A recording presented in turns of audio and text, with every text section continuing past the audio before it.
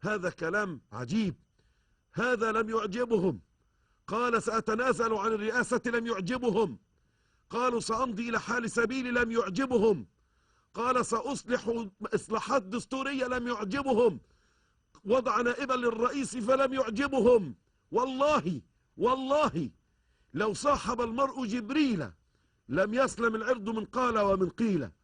قد قالوا في الله أقوالا ملفقة ذكرت في معرض القرآن تنزيلا. لم يعجبهم، لأن هناك أجندات خاصة، حسابات خاصة، نفوس مريضة وقلوب منكوسة وأقوال معكوسة. الكارثة المهم قل لهم أو قل لبعضهم ها ونجيب مين خلفا له. لا تجد إجابة. والله شيء لا يصدقه عقل.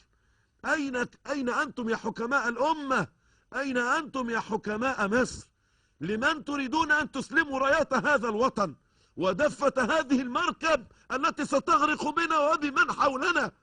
أنتم تعبثون بهذا الوطن وتلعبون بنار هذا البلد وتلعبون بهذا البلد.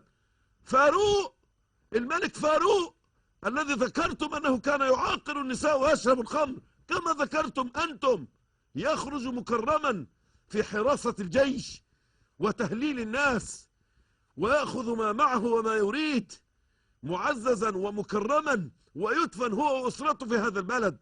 والبعض يريد لرجل خدم هذا الوطن جنديا ومقاتلا ورئيسا وزعيما ومنتخبا